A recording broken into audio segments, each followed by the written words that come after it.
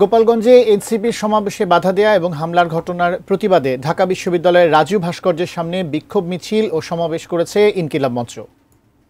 এই মুহূর্তে সেখানে আছেন আমাদের সহকর্মী কিশোর জাহান, সরাসরি যুক্ত হচ্ছে তার সাথে। কিশোর, আপনি জানাবেন ইনকিলাব মঞ্চে এই মুহূর্তে সমাবেশ যে চলছে কি পরিস্থিতি দেখছেন? আমরা এরই মধ্যে জানি যে সারা দেশের গুরুত্বপূর্ণ পয়েন্টগুলোতে ব্লকেট কর্মসূচির ঘোষণা দিয়েছে বৈষম্য বিরোধী ছাত্র আন্দোলন। আপনি বিস্তারিত জানাবেন।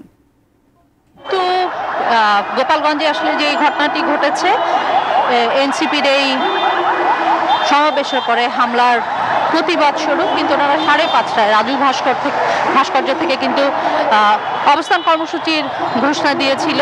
এই মুহূর্তে দেখতে পাচ্ছেন ইনকিলাব মঞ্চের শিক্ষার্থী যারা আছে, নেতাকর্মী যারা আছে, তারা কিন্তু অগ্রসর হচ্ছেন শাহবাগের দিকে এবং প্রতিনিয়ত মিছিল এবং স্লোগানে আসলে একটি কথাই বারবার ওনারা বলছিলেন যে এই বাংলায় ফ্যাসিবাদের ঠিকানা হবে না।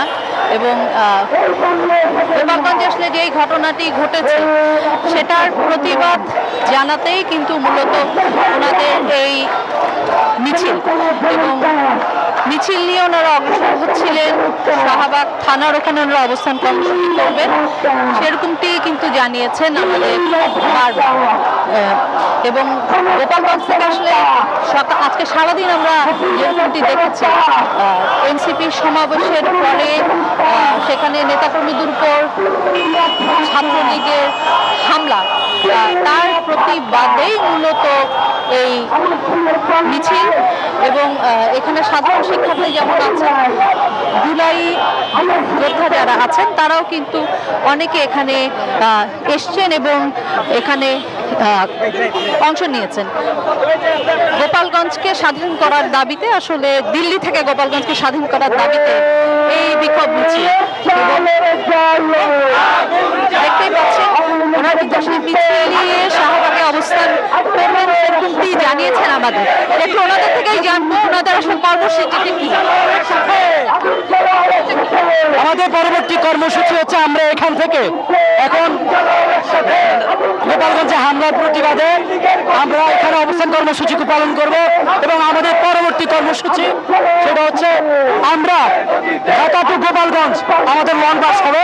আমরা শীঘ্রই এই সময়টা জানিয়ে দেওয়া হবে। শুনছিলেন যে এখানে আসলে নেতা যারা আছেন ওনারা কিন্তু বলছিলেন যে পরবর্তী কর্মসূচি ওনারা জানাবেন এবং এই মুহূর্তে ওনারা আসলে শাহবাগে অবস্থান নেবেন। এর আগেও কিন্তু শিক্ষার্থীদের আমরা শুনেছি শাহবাগে অবস্থানে নেওয়ার কথা, তবে গোপালগঞ্জে সাধারণ শিক্ষার্থীদের উপর এবং এনসিপির নেতাকর্মীদের উপরে হামলার ব্যাপারে ওনারা আসলে পরবর্তী কি সিদ্ধান্ত নেবেন সেখানে শাহবাগে শিক্ষার্থীরা জড়ো হচ্ছেন নানা ব্যানারে এবং সেখান থেকে হয়তো পরবর্তীতে জানা যাবে এই গোপালগঞ্জে হামলার প্রতিবাদে ওনারা আসলে কি ধরনের কর্মসূচি দেবেন। তবে একটি কথা কিন্তু বারবার বলছিলেন যে গোপালগঞ্জে যেই হামলার ঘটনাটি ঘটেছে এটা কিন্তু আসলে একদিকে যেমন বর্তমান সরকার যারা আছে তাদের উপরে ওনারা কিন্তু বারবার দায় বর্তাচ্ছেন এবং একই সঙ্গে নিষিদ্ধ ঘোষিত দুটি সংগঠন আওয়ামী লীগ এবং ছাত্রলীগ, তাদের নামটি আসলে বারবার উঠে আসছে এবং তাদেরকে প্রতিহত করতে ছাত্র জনতা মাঠে থাকবে এই কথাটিও কিন্তু বারবার আসলে নানা ব্যানারে যে শিক্ষার্থীরা যাচ্ছেন বা নেতাকর্মীরা যাচ্ছেন তারা কিন্তু বারবার সেই একটি কথাই বলছিলেন। পরবর্তী আসলে কর্মসূচি কি হবে বা কি ধরনের কর্মসূচি ওনারা দেবেন সেটা আসলে অবস্থানের পরই জানা যাবে।